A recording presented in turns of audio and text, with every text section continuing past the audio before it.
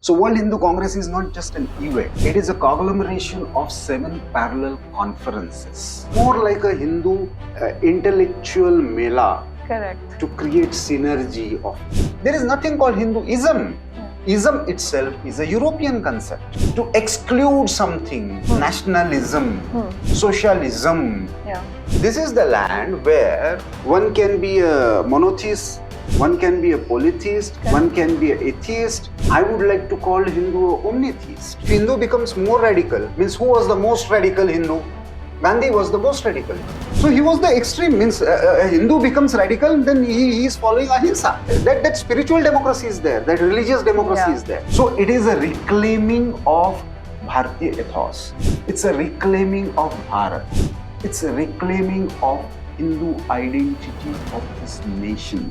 Namaskar, I'm Shri and you're watching Ritam. Recently, World Hindu Congress was organized in Thailand's capital, Bangkok, where 2,100 delegates from 61 countries took part. To talk more on this, today we have a very special guest with us, Mr. Prafulla Ketkar, who is the editor of Organiser Weekly. Welcome to our show, sir. Namaste. Sir, I would like to start with World Hindu Congress. Although people have a certain idea about this event, but I would like you to explain it in depth. What was the event and why was it organized? See, this was a third edition of World Hindu Congress. Though started in 2014, the first edition that took place. Originally, the effort started of if you see historically, intellectually, there has been a organizing Hindu has been a matter of mockery. Yeah. Hindus can't come together. They can't live together. They can't coordinate together. So. Formation of Rashtriya Swayamsevak Sangh was one journey, but within that effort, with the initiative of the second Sarsangachalak of RSS, MS Kolvalkar, popularly known as Shri Guruji, in 1964 he brought together all the sects of Hindu society together on one platform called Vishwa Hindu Parishad, World Hindu Council. Okay. The literal translation, but Vishwa Hindu Parishad, VHP, popularly known as. So first time all the Hindu sects, or what is popularly called now is the Indic sects, came together on one platform and they formed this organization. Then in Udupi in 1969 there was a special session of VHP where birth-based, caste-based discrimination was denounced, and people. First time, all the Shankaracharyas and all revered Hindu sons, they came together and they completely rejected the caste-based discrimination and untouchability. In 1977, then again in 1997, 2007. There were various sessions parallel to the Kumbh Mela in Prayag. All right. And there again, was an effort to bring Hindus from entire global community to discuss certain issues under VHP umbrella. But post 2007, there was a special effort that was started under World Hindu Foundation. Okay. It was a more systematic effort, consistently, because Vishwa Hindu Parishad is more social and cultural organization, religious organization of bringing people together on one platform. But here the focus subject-based approach that was introduced, and Swami Vijnanand, who is from IIT and now has taken the sannyas, one of the joint general secretaries of VHP, initiated this idea. Okay. So World Economic Conference was started. Then one World Hindu Education Conference was started. Then Hindu Women Conference was started. So year by year, some activities started around this. Then there was one important initiative called Hota. Okay. So it was Hindu organizations, temples, and associations. All right. So world over, there are different forms as per their social needs, their legal frameworks. So to deal with all these issues as per the local laws, so whether it is as a non-profit company or a trust or whatever nature, a temple, a religious institution, as per the legal framework all over the world, Hindus started forming certain societies, organizations. So to share each other's experiences, Hota was started. Okay. Now, all these parallelly started, but to realize, what is going on, in various fields. So in 2014, the first attempt was made to bring all these 7 conferences together under one umbrella, that is called World Hindu Congress. All right. So World Hindu Congress is not just an event. It is a conglomeration of 7 parallel conferences. Okay. And I'm fortunate enough to get a chance to attend the first World Hindu Congress in Delhi in 2014. Then the second one happened in Chicago, commemorating 125 years of Swami Vivekananda's speech in the Parliament of World Religions. That was in 2018. And this one was supposed to be in 2022, but due to COVID, certain schedules had to be changed of the various conferences. So the World Hindu Congress took place in Bangkok in December 23. So more than 2,000 delegates from 61 countries, and each delegate was associated with some other conference. Okay. So there was an inaugural session, and valedictory session. Inaugural session was addressed by RSS Param Pujaniya Sarsanga Chalak Dr. Mohan Bhagwat, while the valedictory session was addressed by Mata Amritanandamayi Amma. So it was a very energetic spiritual address by her. And in between there were some plenary sessions and 7 parallel conferences in various halls, but under one, at one venue. One. So there was Hindu Political Conference, Hindu Economic Conference, Hindu Women Conference, Hindu Youth Conference, Hota, that is Hindu temple and associations and organizations, they come together. Then Hindu Media Conference. So all media people who are active in media related thing. So they came together. And in education conference, the educational activities of that is happening under. So Hindu university is started in America. So they shared their experiences. They had their separate stall. So all these happening. So it is more like a Hindu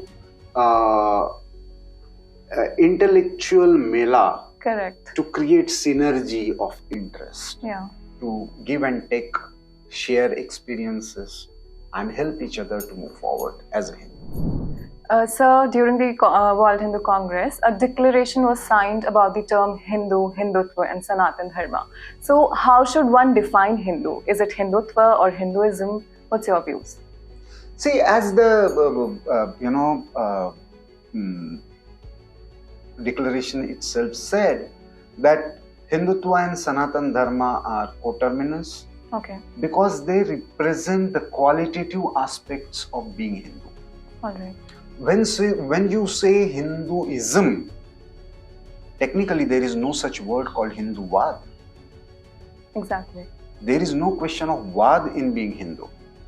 So there is Hindu-ness. So Hindutva, like Gurutva, so Hindutva is technically Hindu-ness. So when you see universal oneness and diversity as the expression of that oneness, you are actually talking about Hindu Dharma. That is the fundamental philosophy of Atman and the spiritual philosophy. But not just that. When you say education is not just for career, Education is meant for what Swami Vivekananda has explained. It's the manifestation of perfection already existing within. So you give a totally different perspective towards education, that which is Hinduness. How do you see a woman or entire discourse about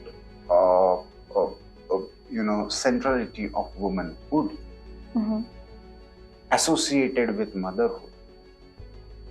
That is again a typical Hindu approach, and that's why respecting women, it's not just making or considering a goddess. Unlike Abrahamic religions, where initially, if you see all the scriptures, woman is outcome of just for the entertainment of man. They're merely an object. Adam, Eve, or whatever. And therefore, the concept of Atman is not there. While in Hindu, Atman itself is gender neutral. So, irrespective of man or woman, Atman, that supreme energy and possibility for everyone to elevate to that level of emancipation is possible for anyone, irrespective of gender. So all these aspects, seeing complementarity between spiritual development and material development, we don't see it contradictory to each other. We don't see science and religion as contradictory to each other. We don't see environment and economic development as contradictory. So seeing this, complementarity is essentially Hinduness. Most of the global problems today are because we are missing this idea of complementarity and we are finding conflicts and divisions. We never fought on the basis of languages. We have always had many languages, perhaps many more than what we have today.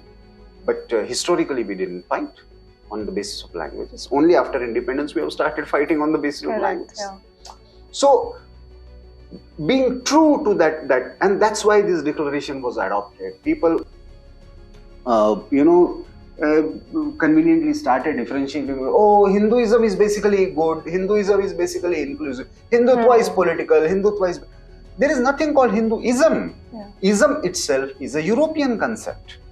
To exclude something, nationalism, socialism.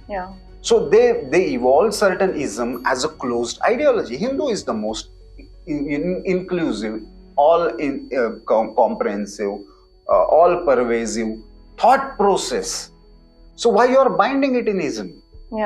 So that's why this declaration was adopted, and I think it's the right direction. Politically, it has a important meaning simply because many people, on the one hand, are differentiating between Hindutva and Hinduism, but at the same time, this eradication of Sanatan Dharma and Sanatan should be erased, and equating Hindu only to the caste-based discrimination.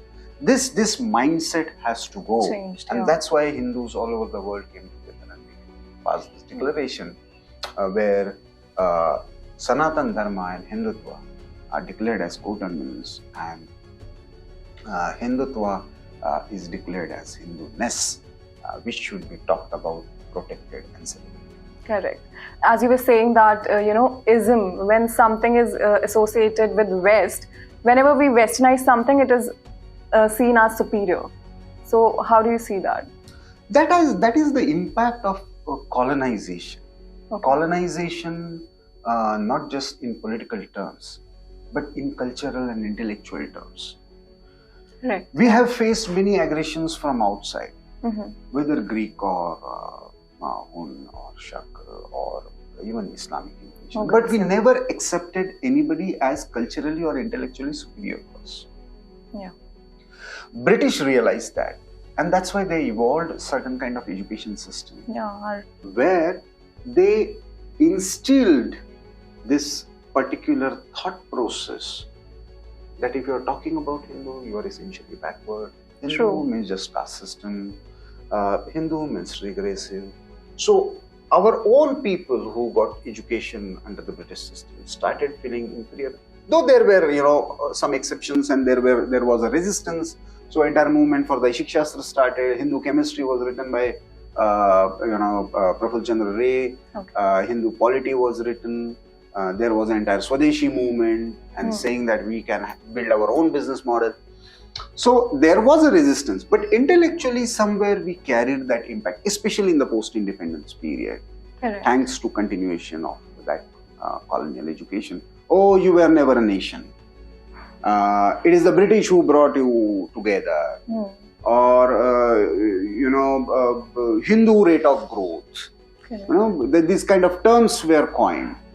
So now Hindus have started asserting. We see new kind of resurgence. So initially there was a mockery about whether Hindus can be organized or not. Now they are saying organized Hindu is a problem. Yeah. So it's not about just organizing Hindus. It's organizing our own society, and on the basis of Hindu thought, Hindu dharma, Sanatan values, which has sustained for centuries together in this land, and it is the Hindu community who has protected those Sanatan values. So we should be proud of it, and we should project it proudly as world solution. Global solution. So that is the effort that World Hindu Congress has taken, and therefore, when you are asking about this process that West is superior, I think World Hindu Congress precisely is the platform where this decolonization process and seeing Hindu from the Western prism is rejected. That's why we should stop calling Hinduism and we should call it Hindutva. But so we often see that people from other religion often, they're very vocal and proud of their faith. But when it comes to Hinduism, we are often taught that if we want to be a secular person, we'll have to downplay or demean our religion. So how do you see that? See, the problem has started because of this word secular. Yeah. Secularism in the European context was basically separation of church from the state. Okay. Because church was a theocratic identity and it was controlling all your life, state as a secular entity was created. So the Pope and the church will look after your religious and spiritual affairs, while your material affairs, your taxation, your education, your roads, everything will be taken care of by the state. Yeah. So secular state and religious church, that was separated. That was the idea during the after the French Revolution. But when it went to Britain, it was mainly related to civil liberties, and despite being a proud Christian who has annihilated entire indigenous sects, religions, practices, whatever they have, that idea of democracy based on Protestant ethics, that became very popular. So the idea of being secular is quite different in the US. While in Bharat, if you see during the freedom struggle, or even when we accepted and adopted our constitution, there was a large-scale debate on the word secularism. And our constitution makers rejected this word precisely for this reason, because they knew that it would create confusion. Mm-hmm. Because Gandhiji started explaining secularism as Sarva Dharma Samabhav, which was not there in any of the European or the American context. That is Bharatiya concept. That is purely Bharatiya concept. That is a Hindu concept. Hindu concept, yeah. So this is the land where one can be a monotheist, one can be a polytheist, one can be an atheist, and I would like to call Hindu a omnitheist. So we see Brahman everywhere, and you can reject this everything and still you can remain Hindu. That is the beauty of being Hindu. So unfortunately, what has happened, that this diversity of religious practices, others have started targeting, and we have also started seeing it as weakness. Instead of realizing that, oh, you can follow Shiva, I can follow Vishnu, somebody can follow Buddha, or somebody can follow some goddess, and still we believe Ekam Sad Vipra Vaudavadan. The truth is one. Okay. The Almighty is one. The Supreme Power is one. There can be many ways to reach that Supreme Entity. So the moment we realize that, we become Hindu. If we are not, then our thought process is colonized. Yeah. So that's why this confusion takes place, and that's why you feel that Hindu is being targeted from everywhere. So there will be Maoists who will be otherwise atheist, but they will conveniently join with Islamists and target. Correct. Because for them it is the last existing pagan civilization. They have evaporated and eradicated everywhere, people who have worshipped many gods, who have worshipped the nature. Now they have this puzzle that these people are so different, and for them they are divided also, and still Together. we are not able to completely finish them. So they keep targeting. Sometimes we also get trapped into it, and that's why this confusion takes place.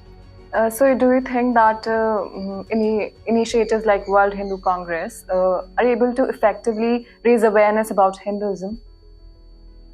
Again, there is no Hinduism. Yeah, sorry, Hindutva. I believe so.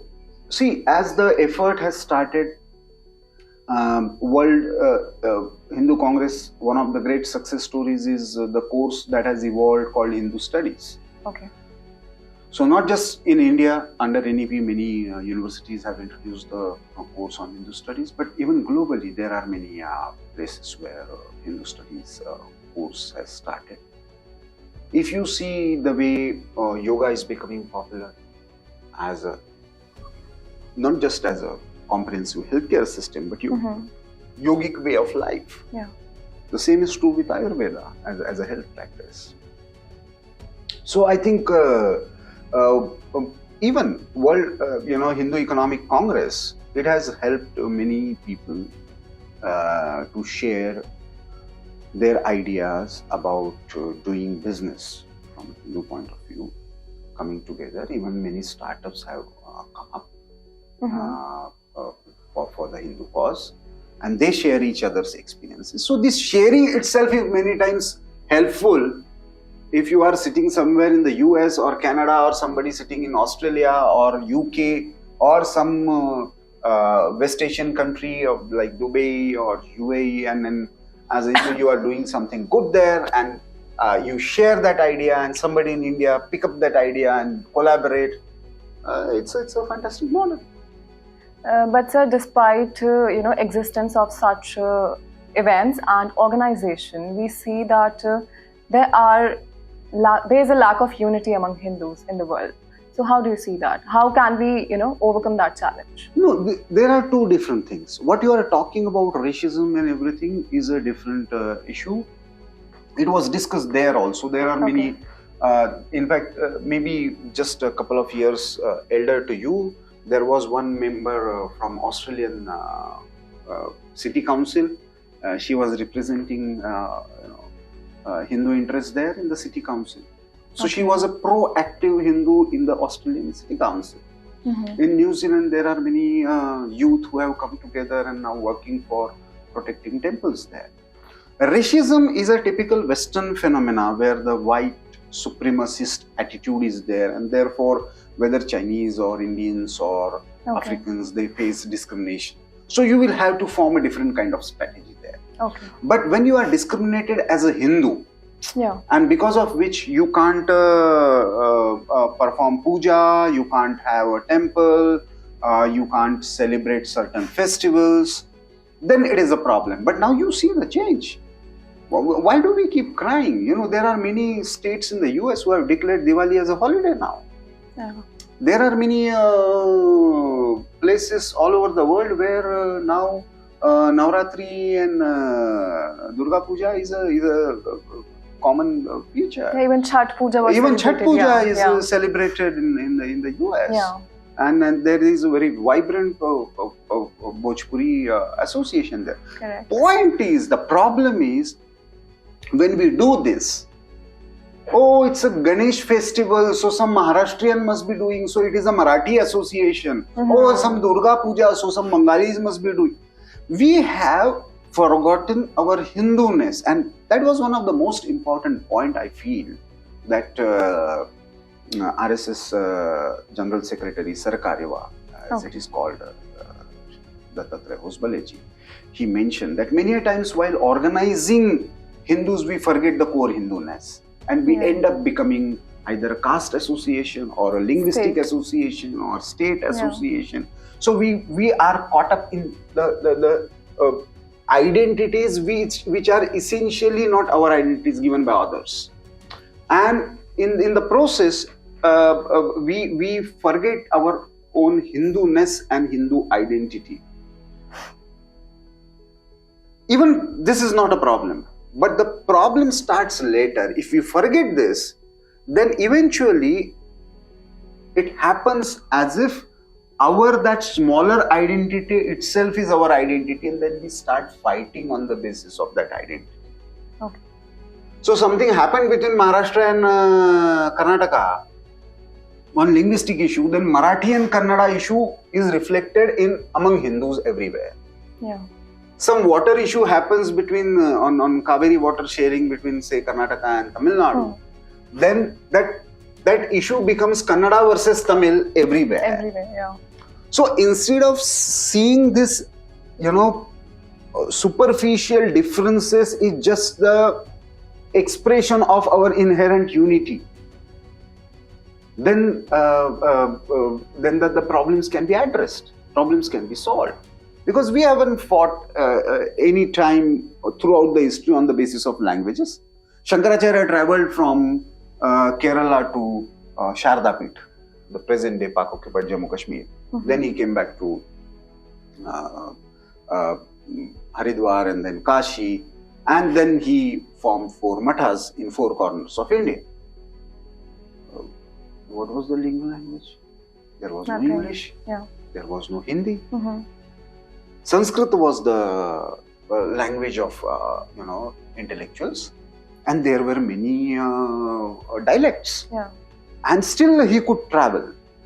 So we never thought us as a linguistic identity or religious identity. This is typical European construct. If a nation state is there, it has to have one religion and one language.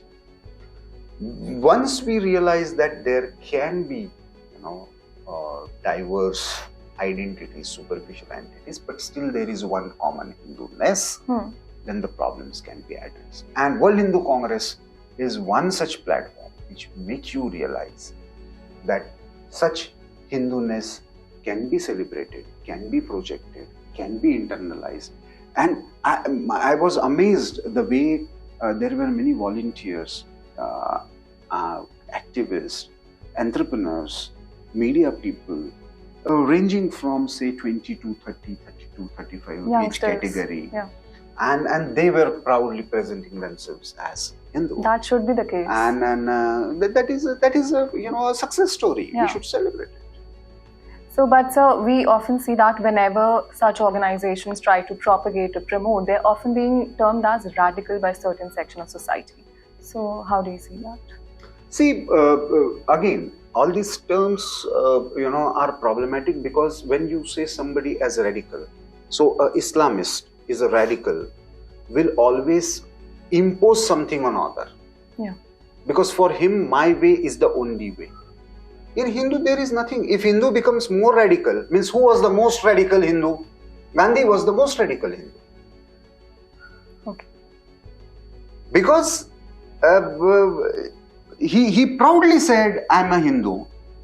And still he said, I believe only in non-violence. Nothing doing. Even for freedom, I won't accept violence. So he was the extreme. Means a Hindu becomes radical, then he is following ahimsa. That is a radical Hindu. So there is nothing called, means this is oxymoron. Hindu Yeah. Pakistan, radical Hindu. There is nothing called radical Hindu. Once you understand that Hindu means accepting and respecting always to be true. Hindu means celebrating diversity while realizing inherent unity. It's not just we are different cultures. It is a misnomer. We have a unique culture that celebrates diversity. Correct. So that uniqueness of celebrating diversity, once we internalize, what happens? Somebody gives you some god, some statue, some murti. What do? Even if you don't know that god, even if you don't believe in that god or that particular form of god, rather I should say, because we believe that there can be many forms. Yeah. God is Almighty is one, but there can be many forms. Still, in your particular puja ghar, you will create a space and keep it there. For you, it is not a, if somebody is going to Gurudwara or Matha or Mandir or, Monastery or something. Monastery, any Hindu temple is a mall. You can choose whatever you want. So that spiritual democracy is there, that religious democracy is there. We just don't believe in political democracy. It's not just one person, one vote. There can be one person, one God. Correct.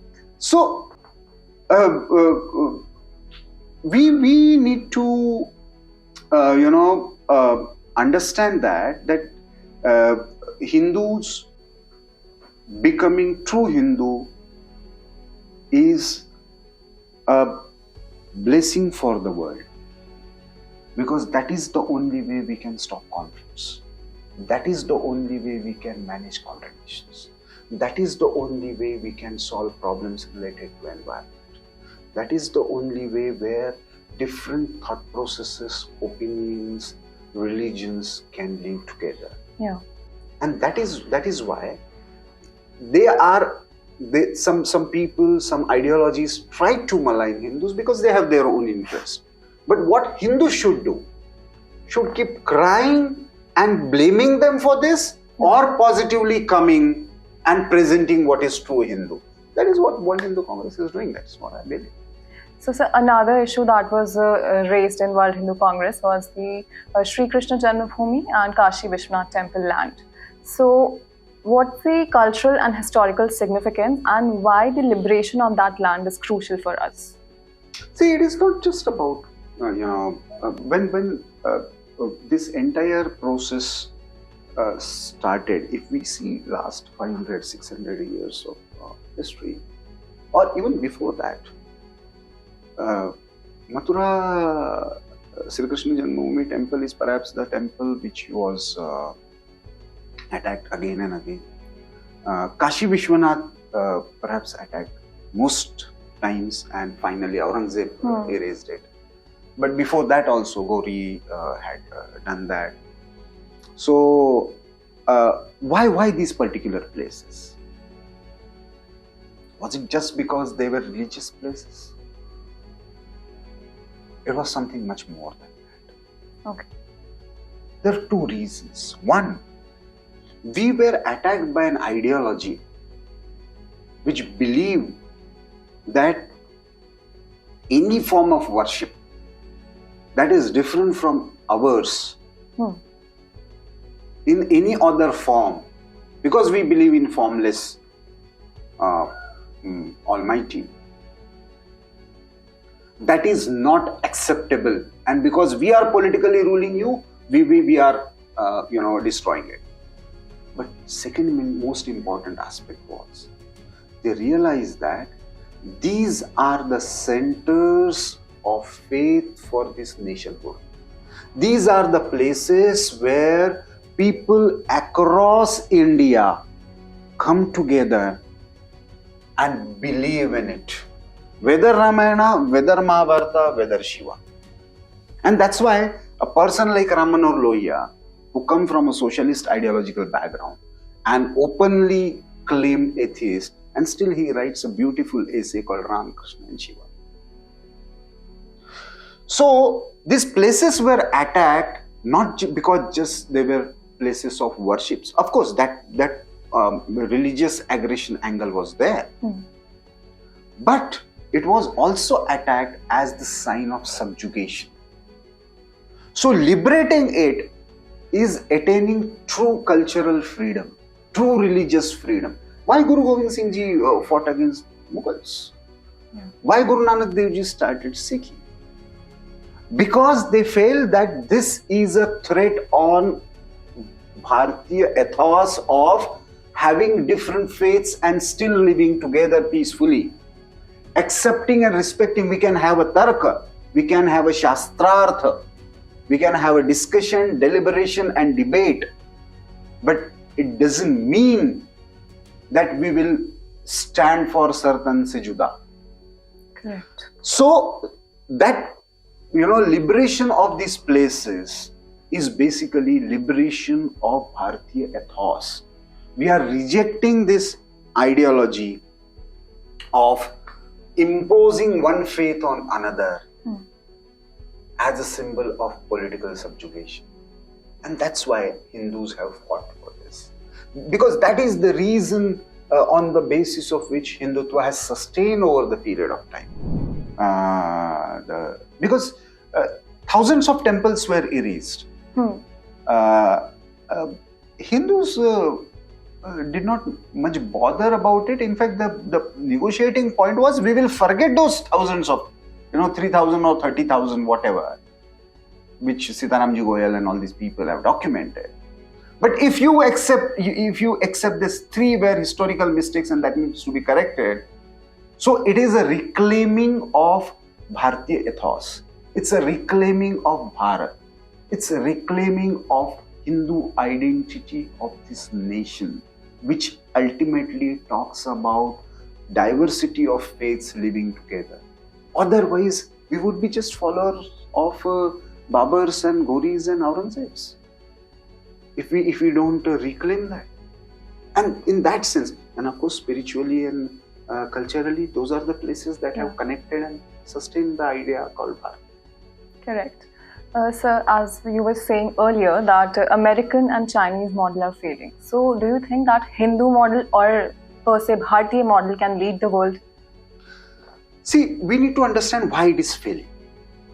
Okay. It basically, whether the capitalist model or the state-controlled capitalism, what they call as the communism or socialism with Chinese characteristics or whatever you want, it basically is nothing but that see individual as the core identity. Nature is there basically for the enjoyment of the individual. So extraction is the concept. And or rather exploitation is the concept. And that comes up again from the scriptures. And ideologically also it is there. So ultimate freedom is to enjoy maximum material wealth. Communism talks it more from the collective point of view. Capitalism talks it more from the individual point. That is the only difference. When you have the ideology of, when you have the core concept of dharma, then suddenly your idea is not about exploitation, but extraction. So when we take out milk from cow, we have a dharmic way. Correct. First right is for the calf of the cow. Then we will not take out as much that this, she will feel pain. We will take out that much which will save her, because not taking out milk also will be problematic. Interesting. So giving back to nature so that the cycle continues, that is the Hindu way. So economic model of development also should be there, which is sustainable, which is refilling, which is giving back. So individual is giving back to society, society is giving back to individual, both are giving back to nature. That is the dharmic model of development. And world is looking towards us with a lot of expectations in this crisis situation. That's why G20 talked about women-led development, sustainability. That's why yoga is so popular. That's why Ayurveda is accepted. That's why we are proposing, International Solar Alliance, and the world is accepting the proposal. And Gurugram has now become a headquarter for that International Solar Alliance. In the renewable energy, we are doing magical transformation. So, but ultimately, as a society, as individuals, entrepreneurs, innovators, will have to contribute in this. So, from Hindu point of view, just not as a science, not just as a business, not just as a profit. Even in medical, you have seen what has happened, whether it's Pfizer or any other Moderna. They try to maximize the profit. They try to patent it. Where India was the country which not just gave away the vaccines in Vaccine Maitri, but India said that the process of making vaccines should be patent free. Correct. So we argued for that in WTO. So that is the Hindu way. So while doing the business also, we will not mindlessly accumulate profit. We will create wealth and create shared prosperity. So creating wealth and sharing prosperity without exploiting or harming the nature is the Hindu model of development. And it's very difficult because we have also moved on the Western path mindlessly for last few decades. So there cannot be immediate U-turn. But as individuals, as community, there are many Swadeshi models or Hindu models that are existing, community-based. So these all are basically aspects of Hindu view of life. Many people, reduce it to Hindu as a religion or Hindu as a way of life, but Hindu is essentially a view of life. So if you look at the recent elections, BJP has won in 3 of the major states. So do you think that public is finally rejecting the anti-Hindu wave that is being spread? Targeting Hindu, abusing Hindu has considered as the symbol of being intellectual progressive, and whitewashing Islamist invasions, or denying that that missionaries are manipulating certain legal provisions for conversion. That becomes problematic. All Hindu sadhus and sons are being targeted, while even if you are doing conversion through fraudulent method, you can attain sainthood. Some big figure is made out of you. So this hypocrisy is there because of the intellectual space is still dominated by non-Indian viewpoint of seeing Indian realities. Correct. Now Hindus have started asserting there is a global Hindu resurgence, and globally there are expectations from Hindus, from Bharat and from Hindu point of view to give global solutions for the global challenges. So I think people have started rejecting long back. Now it is a challenge for the academia and media to come out and articulate Hindu point of view, so that the people who are accepting on the ground, people who are voting for Hindu cause, otherwise entire discourse of Sanatan Dharma wouldn't have got rejected like this. But sir, if we talk about the Telangana results, several South Indian leaders, vilify the Sanatan Dharma. But if we look at the results, if we compare it from the last assembly elections in Telangana, BJP just got 1 seat, and this time BJP has got 8 seats. So do you think BJP... I don't see just BJP getting more seats. Yeah. KCR's policies are rejected. Parties like AIMIM are reduced. BJP's vote share has increased from 6.5% to almost 14%. Even within Congress, people who are openly taking a stand on Hindu issues are getting elected. These are the signs where people are seeing what is true, what is false, what is good, what is bad, what is right, what is wrong. And this bodha, I always say, in Hindu concept, there is a concept of bodha, realization. So Bharat is a a land of realization, not research. So you have to realize what is happening. No, after abusing and criticizing Hindutva for anti-SC, anti-ST, Yeah. and if you see the result, in the name of Hindutva, they have voted maximum. BJP has increased 10%, 12% vote share in all ST seats, whether in Chhattisgarh or in Madhya Pradesh. So, but this has to be explained, academically taken forward, and media needs to decode this for the larger perception management, academic discourse. So it's a battle. It's not just a political battle. And World Hindu Congress is that forum which is clearly talking. Of course, there is a world political conference happening, but the economy, education, women, youth, media, all these verticals, and of course organizing Hindu itself is one work.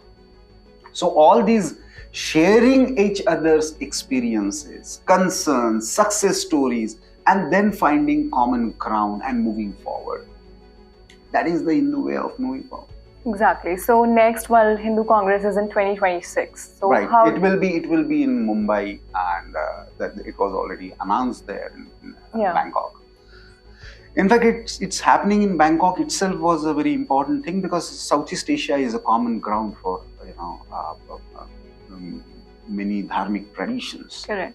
Still, though majority of the population is following the Buddhist religion, still Ganesha is very popular. Shiva is celebrated. You will find a lot of Indra statues there. Goddess Saraswati is worshipped. So it's a beautiful amalgamation of dharmic religious practices there.